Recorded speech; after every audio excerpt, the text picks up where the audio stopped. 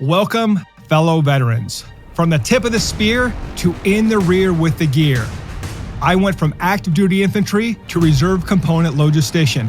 I'm your host, CEO, entrepreneur, trial lawyer, and Lieutenant Colonel retired John Barry. The military lessons that I learned helped me grow an 8-figure business that has maintained consistent annual double-digit growth, landing on the Inc. 5000 list of fastest growing companies in America every year for the past 7 years, and has allowed me to continue to serve America's heroes. Welcome back to Veteran Led. On our last episode with State Senator and retired Colonel Tom Brewer, we covered one of his firefights in Afghanistan, which became the subject of a book called The Boneyard. In this episode, we discuss the leadership lessons that Tom learned throughout his career and his continued efforts to create positive change not only in his home state, but worldwide. You complete this amazing military career, and then you decide to go into politics. Why? Well, I didn't really plan on it. When I finished, of course, after the RPG attack, I spent 2 years in the hospital getting rebuilt, going to surgery after surgery. And that was a long, hard process. And what was hard about it is I lived through this, and this was occupational therapy, physical therapy. This was because of traumatic brain injury, you have a speech therapist and you have a neuropsychologist.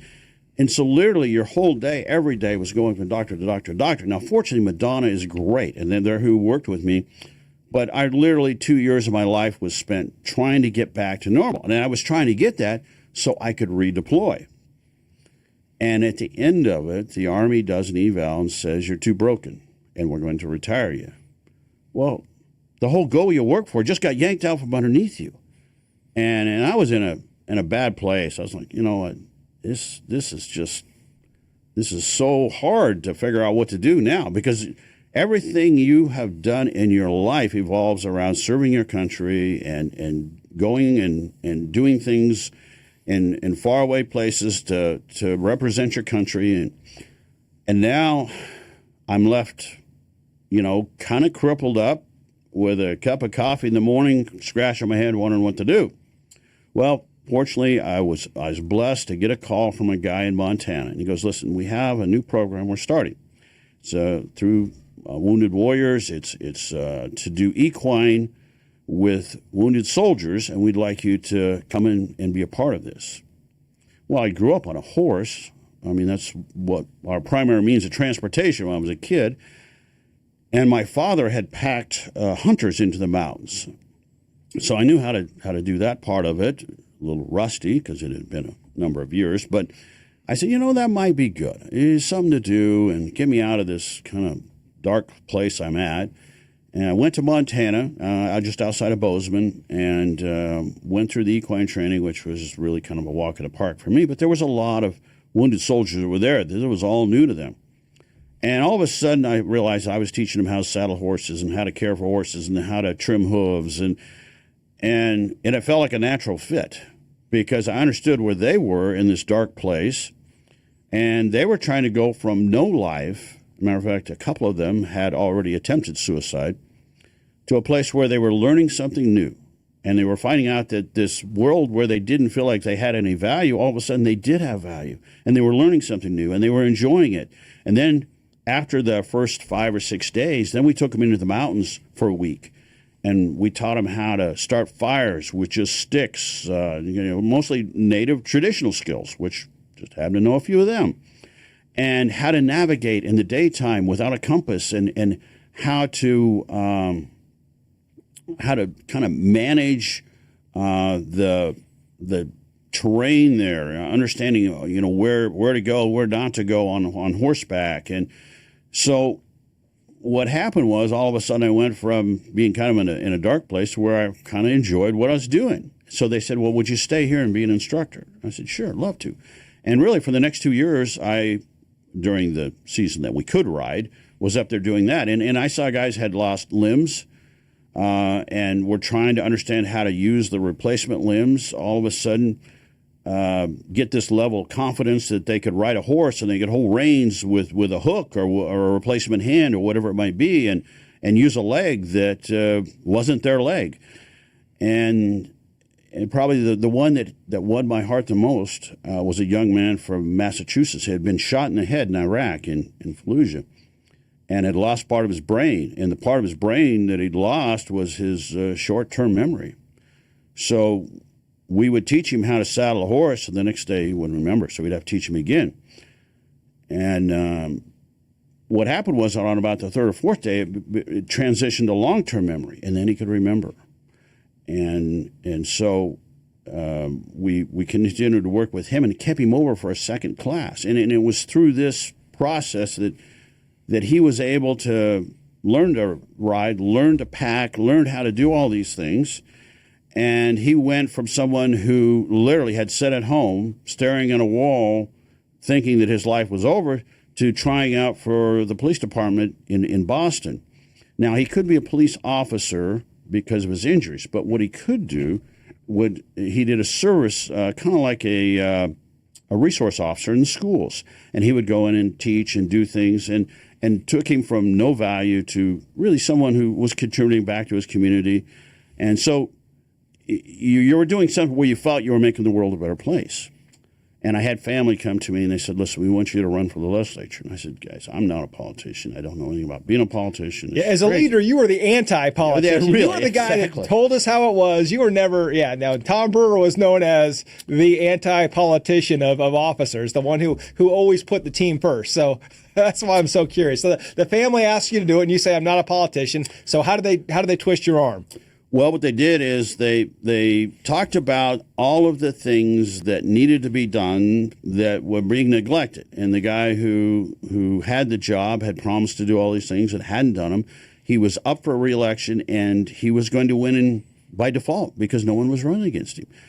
And they said, just try. Throw your name in. And I said, I don't like taking a butt whipping here. He's a millionaire. I have no money. And they said, please, for us, just try. I said, all right, I'll do it. So I threw my name in the hat on the last hour of the last day that you could register to run. Well, this is another mistake because you want all the time you can to run. More time is to your advantage. You get to meet people and go places.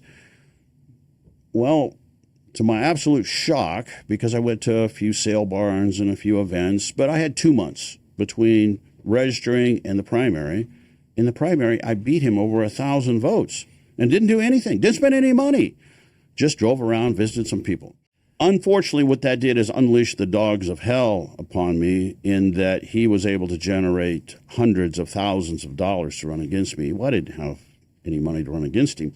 And some of the wounded veterans that had worked with me in the program came to me and said, let's ride across the district, and we'll visit these towns and meet these people. And we don't have to, we just need hay and hot dogs. And I said, really? You guys would give up? Because we did the math. There's about 580 miles around the district, because I got the biggest district in the state and one of the biggest in the nation. And they go, yeah, well, I'll bring my pickup and my horse trailer. And one of them said, well, I have the mules and I have the horses. And I had a couple of my nephews that chimed in, and Tony Baker, who's now my chief of staff. And so all these people that I had known from the Guard and from the Wounded Warrior program, or the equine program, they all come together. And we all met in Ainsworth, Nebraska on Labor Day weekend, which was the Brown County Fair, and met folks at the fair, and we started to ride. And so you'd have a team that would jump forward, and they would set up the next location, have hay for the horses, tents for the guys, food ready, and we just leapfrog from town to town. And we would travel about 25 to 30 miles a day, about the normal distance you travel with horses and the pace they hold. But the ironic part about it is they built towns about that far apart back when they built towns, because that's about how far they could go without wood or coal or water for the old rail system. So if you run up there and you look from Ainsworth to Johnstown to Valentine to Crookston, Kilgore, Cody, those old towns are all at that distance. So we just simply started leapfrogging across Nebraska and the district, the 43rd district. And you would come to these towns, and the American Legion auxiliary little women would come out, and they would have this potluck dinner, and people would come to the park, and they came because no one ever comes to these little towns in the middle of nowhere. So they want to meet you, and they'd evaluate how well you were taking care of your animals, because that was probably how well you were going to treat people and how you treated your horses and your mules. And we just simply went from town to town. In Merriman, Nebraska, a town of 120 people, 200 and some people showed up. And what happened was, all of a sudden I went from down 10 points in the polls to up 10 points in the polls, because once you looked them in the eye and they were sold that you were the right guy, you could get all the mailers you want. You could have all the commercials you want, and you couldn't win someone's vote. And it turned out to be a brilliant move, which, again, don't give me credit. It was some of the veterans who believed in me and spent a month and a half either riding a mule, a horse, or driving across the district helping me to win. Well, now it was a situation where there was nothing he could do. And I think he did end up spending almost $500,000 to a few thousand that I spent. But he couldn't change the polls, because once you win the hearts and minds, you pretty much have the hearts and minds. The odd problem was I was a dog that caught the car, and I got to figure out what to do with it. And so then I had this passion to help veterans and help the ranchers and the farmers and the people of the district that needed help, that were neglected for 4 years.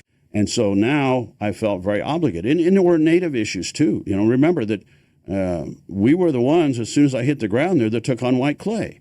And for those that don't understand, White Clay was a small town, actually of 11 people. It was on the Nebraska-South Dakota border, and it sold about 4.5 million cans of beer a year to the Native American population just north of there, about 1 mile, the Pine Ridge Indian Reservation, where I grew up. And they literally poisoned this reservation. We had 23 kids in the neonatal with infant alcohol-fetal syndrome. And so I took it on that we had to close these liquor stores. There was a lot of reasons for that. When I worked counter-drug, we knew that there was issues of human trafficking, of prostitution, of illegal alcohol sales, murder. I mean, there was a lot of things that were happening up there were just horrible. But Nebraska didn't really want to deal with it. South Dakota didn't want to deal with it. The tribe couldn't deal with it. So this was this no man's land of evil. And within a few months of getting the job, I was able to convince, in the Liquor Commission, they made the decision too, because they were failing to do what they were supposed to do to keep their liquor license. We closed them. We destroyed some of the houses that were like flop houses. We built a new senior home there. We built there's two now. There's 2 Dollar General stores. There's a maker space. It's went from this town of people laying all over and death to now it's this thriving little town that has businesses and they interact with the reservation. And there's one child. When I was up just a few weeks ago, one child in the hospital with infant alcohol-fetal syndrome. So, you take on challenges, whether it be veterans or Native American or ranchers, and you figure out, because the ranchers said, listen, they're trying to build these wind towers in the sandhills. We want to protect the Ogallala Aquifer. We want to protect the beauty of the sandhills. We don't want people to see this mass of wind towers. We want to keep what our fathers and grandfathers and great-grandfathers who settled this country learned to love and protect. And so that became one of my missions in life. And I shared with you how last week we had a committee hearing on small modular nukes. And people get scared about the word nukes, but remember that we've had these nukes on our submarines, on our ships, for 40 years and never had a problem. And that's run by young men and women in their late teens or 20s. So the idea that we could have a small modular nuke the size of a couple of connexes that could light all of northwest Nebraska or southeast Nebraska and not have, one of these units can account for hundreds and hundreds of wind towers. And guess what? They work 24/7. They don't need no wind.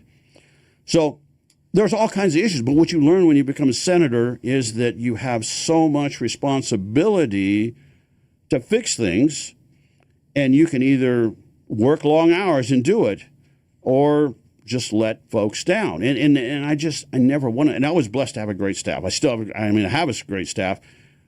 but it does mean a lot of hours. And I worry that when I'm done, I need to transition the next guy with all of this information. If I could hand over all of the history, all of the information on how to deal with all these issues to the next guy, then that's success. That's doing the right thing for the people you represent.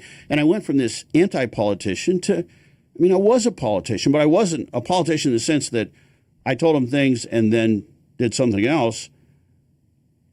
I made it my purpose in life to be sure that if I told them I was going to do something, whether it be stop wind towers or clean up white clay or make sure that veterans' retirement pay was protected and de-taxed, that's what I did.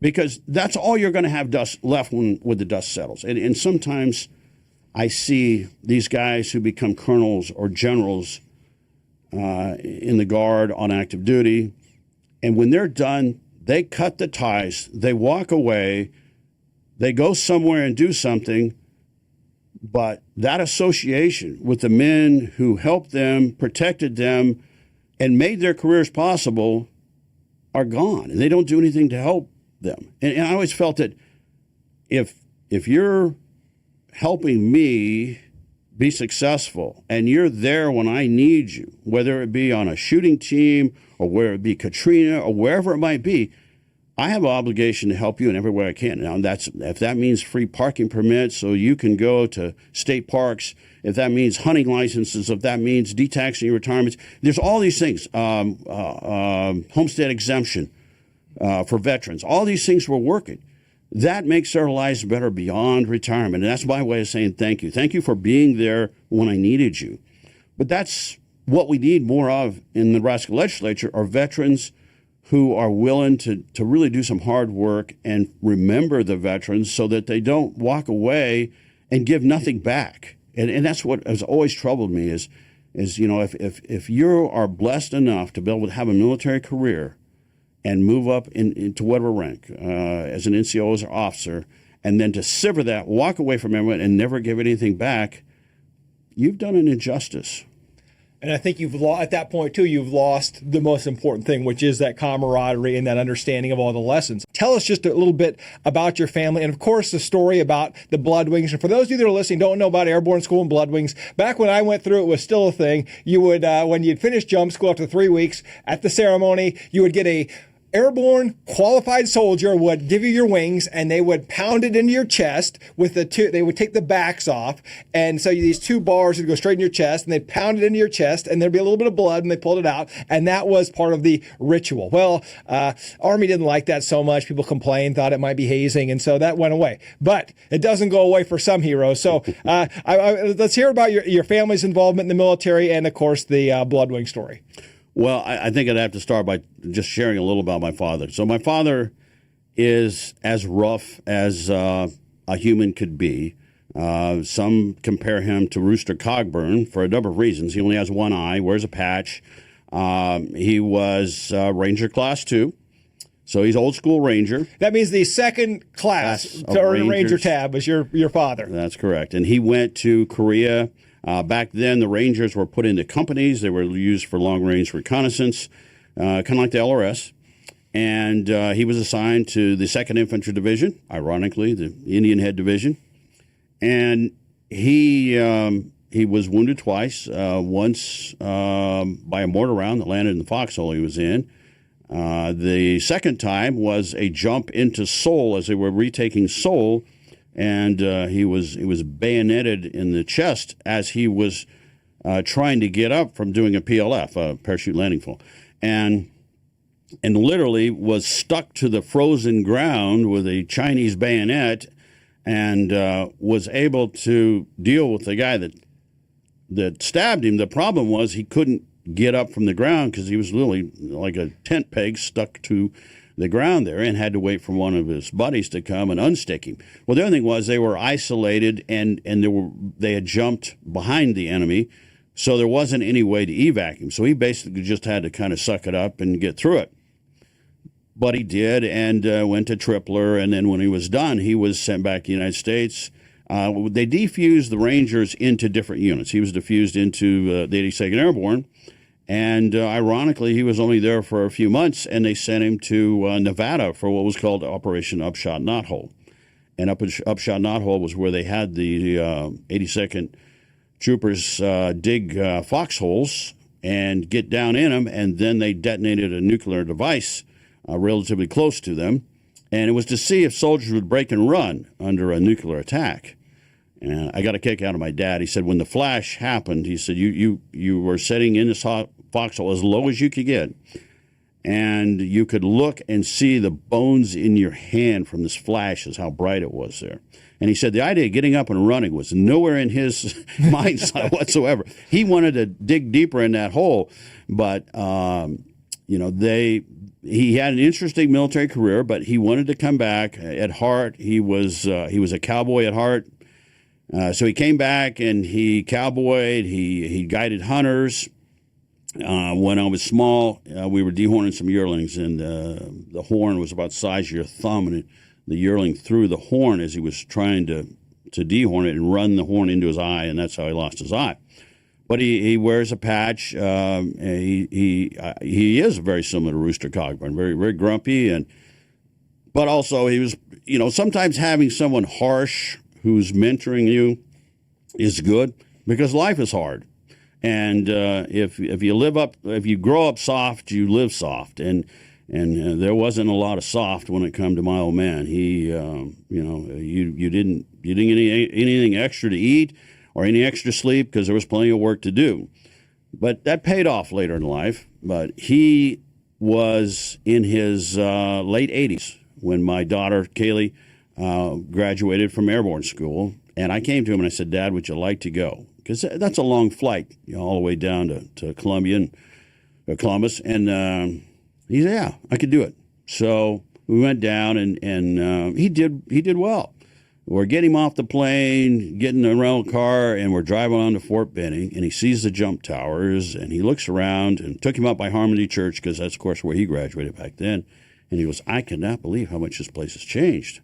I said, Dad, when was the last time you were here? And he said, well, 1950. I said, well, things will change in 70 years. So got kind of a kick out of when she changed. The next day was her last jump. We went out on the Friar Drop Zone, and I remember going over to one of the Black Hats and saying, listen, my father's here. He hasn't been back since 1950, and he would like to go out on the drop zone to watch my daughter jump. I said, is it all right if I go out? And, of course, I was in uniform then, and he says, Colonel, you can do whatever you want. So I took him out, and what was amazing was he's critiquing these kids coming down. He's yelling at them to get their feet and knees together. And so, here's this old paratrooper from long, long ago, and the fundamentals were so ingrained into him that so the commander of the airborne school there saw him and met him, and he goes, listen, I would love to have your father say a few words to the troopers tomorrow. I said, oof, I don't know. He's a little rough around the edges. He said, please. I said, all right. So the next day they introduced him, and he was by far the oldest paratrooper there. And he got up and he said, listen, I want you guys to know that I think you're all a bunch of whips. And, of course, I'm going, oh, geez. I kind of warned the guy. He goes, I've been here 3 days, and I haven't seen a single one of you do a push-up. And he says, when I was here, we jumped into Friar Drop Zone, and we ran back to the airfield. He says, I haven't seen you guys run anywhere. You ride buses. He said, if you're going to be a paratrooper, you need to get hard. And, and of course, this poor old lieutenant colonel, he's wilting. He's figuring his career's over. And that was, oh, no, he had one other comment. He said, and also, he says, I've been listening to you guys. And he said, every one of you guys want to talk dirty. Your language is horrible. He said, so when you're up in that C-130, just remember, that's about as close to heaven as you're ever going to get. So at that point, we got the hook and pulled him off the stage. And they had the airborne wings, and they said that my daughter, Kaylee, would be the first to get the wings because he'd be presenting them. And he went up there. And as he's walking up, they make the formal announcement from the President of the United States, then Barack Obama, that the procedure of blood wings is no longer authorized in the United States Army. And my father, being the hard-headed guy he is, walked up there, pinned the wings on, and gave her blood wings in front of everybody. Now, everybody on stage passed out, and all the troopers cheered and screamed, but I thought it was probably a good way for this lieutenant colonel to finally end the day, because if he hadn't ended his career, he sure did there. And so you also have sons and nephews as well, and I know we have some photos, so tell us a little bit about that. Well, I have 3 nephews who were in Afghanistan with me. They all are infantry, and all NCOs. They all are just good, solid soldiers you'd be proud of. My son, Travis, he's air defense artillery. His problem was he scored too high on the ASVAB, so they gave him a job that required, a higher level intelligence, I guess.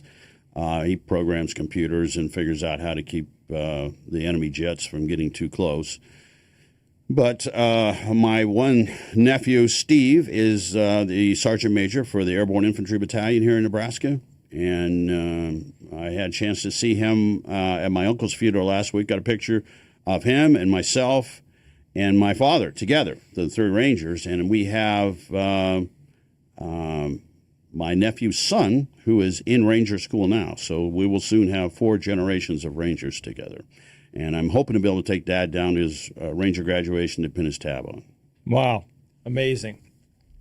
Now, I want to get into some of the other humanitarian leadership things that you've been involved in. I remember, it was probably a couple years ago, I got a call or text from you saying, "Hey, you want to go climb Mount Kilimanjaro?" And I said, "Tom, I thought you had cancer." And he's like, "Hey, it's in remission. We're good. I'm going to go do this. Are you going to go do this with me?" Unfortunately, I had a federal jury trial set the same week, and so I couldn't continue it. I couldn't move it. It was an important case for me, and we won. But it was I regret not being able to go. How do you keep that will to lead going, especially with all you have going on in your life? Well, I don't know if I should take a lot of credit there, because actually originally it was just me that was going to climb Kilimanjaro. And then I got thinking, that's kind of a lonely job. Maybe I ought to see if I can't find a few folks to go with me, just in case, you have a problem.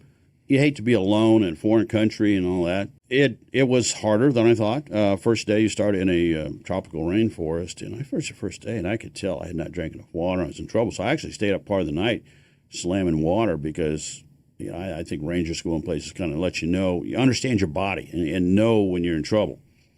And so the next day I kind of regrouped. Well, on the second day we lost Colonel Joy, the retired colonel from Mississippi. And so it was obvious that not everybody's going to make it to the top of Kilimanjaro.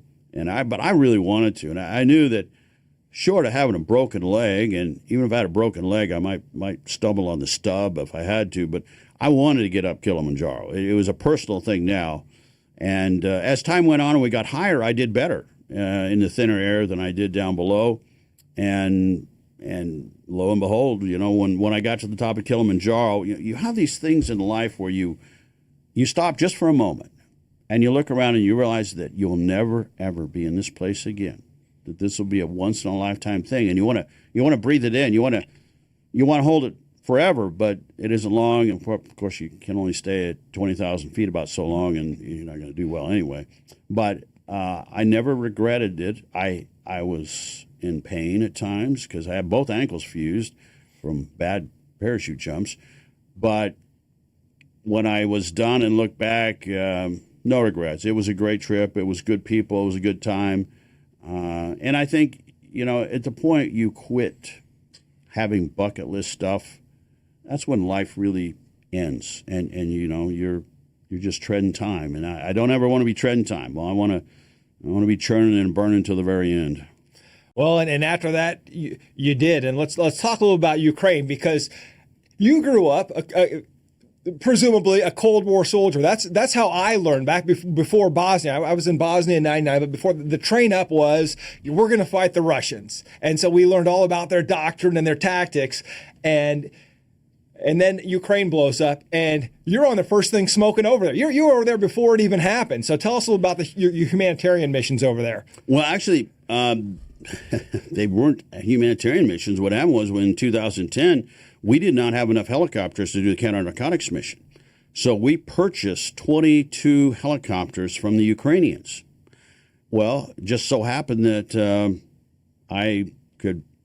I could read and write Russian, and I went to Russia in college and studied Eastern European history. So I went over during the Cold War after I'd been enlisted, and my understanding of a lot of things about Russian history and the Ukraine came from that time. So I had a good understanding of things way before I ever went over to pick up these helicopters. So we did commercial air into Kiev. We inspected the helicopters. Then we flew them down and through the Hindu Kush and back to Kabul. And it was several shuttle trips that I did to get those helicopters moved down there.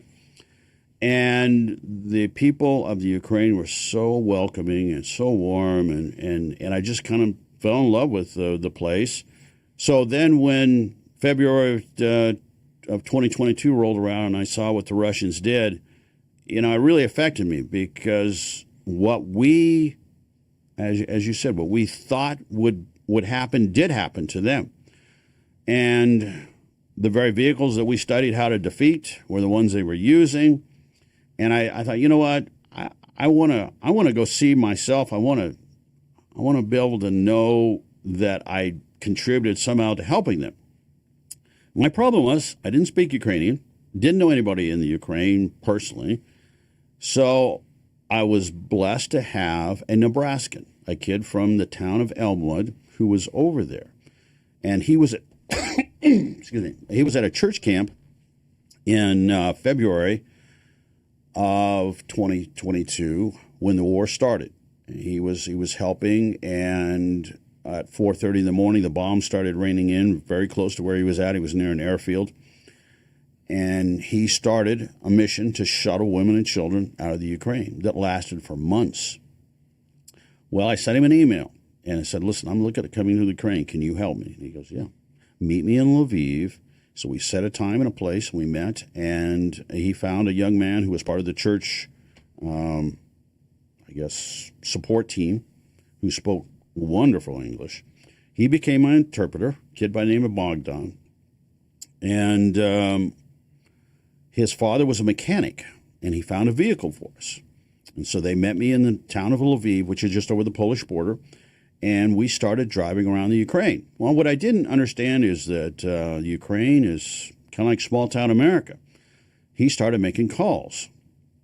And the next thing I know, we're meeting with the Minister of Intelligence, who was a guy nobody gets to see because he's very secretive. He's planning a lot of these crazy ops they're doing to defeat the Russians. But he wanted to meet me. And then all of a sudden, I've got all the mayors wanting to meet me. Well, what it is they're so hungry to meet an American because we've made this decree that no American soldiers will set foot in the Ukraine. And we followed that to the degree that we don't even let Marines in our embassy there. And we really don't have an embassy that's active. Most of it's being done out of Warsaw, Poland. So they just want to meet an American. And they want to meet you to say thank you. Thank you for saving us. Well, you know as well as I do that it didn't matter whether we were in Afghanistan or Iraq. You could not walk the streets there and have little old ladies come up to you and hug you and say thank you. Thank you for what you're doing. And it just overwhelmed me with pride in America, but also with a passion to want to continue to help them. So when I met with this Minister of Intelligence, he goes, listen, we need things, and I don't know how to get the word to America, to the people who make these decisions. I said, well, here's an idea. Tell me. Let me tell those in Washington, D.C. what you need. I'll be your conduit. He goes, all right. And so he started making a list of things like the M777 cannon and HIMARS. And so we went down this list of things they needed. Includes the M1 tank. Includes ATACMS. So gradually those things have come to them. I'm concerned that we could have done it quicker. I think there are a lot of Ukrainian lives that are lost because we didn't move faster. And if we're going to give them to them, let's give them to them. Let's let them win the war. Let's just be done with it. But we've kind of slow rolled them, but we've given them to them. That's the main thing. And so my trips over each one was a little different in who I was trying to help. Now, I also did humanitarian help in that I brought e-Bibles over. So an e-Bible is essentially an electronic Bible, but it's small. It's the size of your thumb with 2 earbuds. And the reason I brought it over is the mayor of Lviv took me to a huge military hospital. And so this huge military hospital was full of all these guys who had been wounded, and they didn't have any replacement limbs for them. And they weren't going to get any. And so they were trapped in a place where, life was pretty dark for them. And I thought, you know what? If you could just give them something to help them maybe get a better grasp on life and their situation, and you can't bring Bibles over. For one, it'd have to be in Ukrainian, and two, it would be thousands of pounds. And, when you travel, you have to travel light. But these e-Bibles, I took 2,500 of them over in 2 suitcases. And so I would go around and share those with them, and they were in Ukrainian, and they lifted their spirits. I bought every one there was in America that you could buy of these Ukrainian e-Bibles. And it was probably one of the better things I'd done in as far as helping people. I also went over and we delivered blowout kits, medical kits to the soldiers. A lot of the soldiers on the front line didn't have them. And that was a very popular thing. But what we did there is we bought them in Poland and brought them over because, again, weight and size became an issue. And so each trip I tried to do something different. It wasn't just talking with the intelligence or military folks what they need, but also direct to individuals on how to help them. And just like any calling in life, when you make life better for folks, that feeling you can't replace. That just makes you feel like the world is right, that you've done what you should do. So I did that, and the most recent trip was this past June. So we ended session.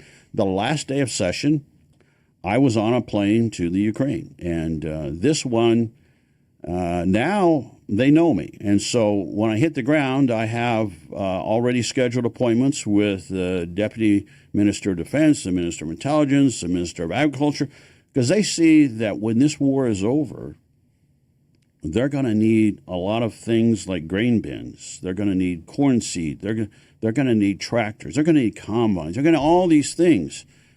And they looked at a map and said, this Nebraska place has potential to make our life after this war is over much better because we live on agriculture. Russia lives on oil. Ukraine is Iowa the size of Texas. And so now they're coming to me, want to meet with me. I feel bad. I'm not State Department. I'm nobody official in the military. But again, they want to talk to an American. They want to say, hey, we need help now, and we're going to need help down the road, and we have no one to talk to but you. So I have tried to relay information. I've even talked to the governor, and the governor is of the same opinion, that as soon as this war is over, let's figure out how to help Nebraska help the Ukraine. And we had an event a week ago Friday in Lincoln, and hundreds of Ukrainians, and we had, I think, almost 24 senators there. So, what we're trying to do is build this relationship so that when the war is over, we can help them. Because Ukraine is never going to be in Afghanistan or Iraq. We're always going to be loved there and wanted. And there's a value added that we would never have in Afghanistan because in many ways they're so similar to us.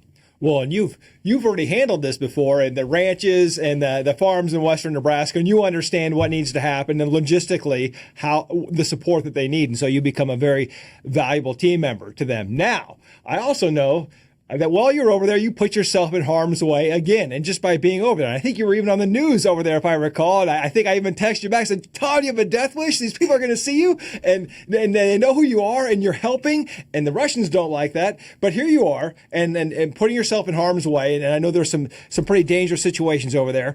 But let me ask you this. Bullets didn't stop you. RPG didn't stop you. Cancer didn't stop you. Not even the Russians can stop you. So what stops Tom Brewer? Where do you stop, Tom?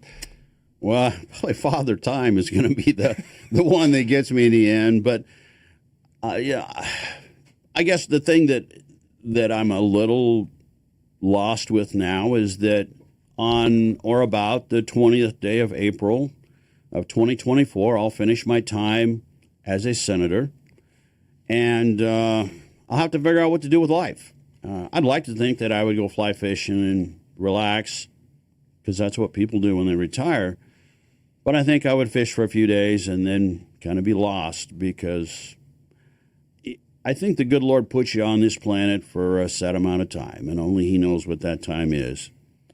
And it's your obligation to do those things that help others and make this world a better place for everyone to live in. And you're cheating them and yourself if you're not doing those very things. And I don't know what that future is for me. You know, it's one of those things you pray about and you think that when the time comes, you'll figure it out. I think sometimes we force things and don't let what is to happen. And so I'm not going to get too worried about it. I'm going to work hard to have a good session this year. I got some other veterans things that need to be done. I got a school security bill I want to get through. I want to do some things that need done with homestead exemption for veterans. So we will go 100 mile an hour until we're done with the session, and then maybe take a few days to fly fish, but something will work out. And probably the last thing is that through all of this, you know, you gotta go back to your faith, because whether you're jumping out of an airplane or you're walking into tracers, you know, you have to have a strong belief that when this is all over, you're going to go and you're going to stand at the pearly gates and you're going to be judged. And, you know, some people just don't want to take the time to really know the Lord and have a good heart that when this life is over, they know that that's where they're going to go. And I think if you have that, you don't fear death. You simply live life to the fullest, because you know that when your time is done, your time is done. And wherever you are, that's where you're going to be.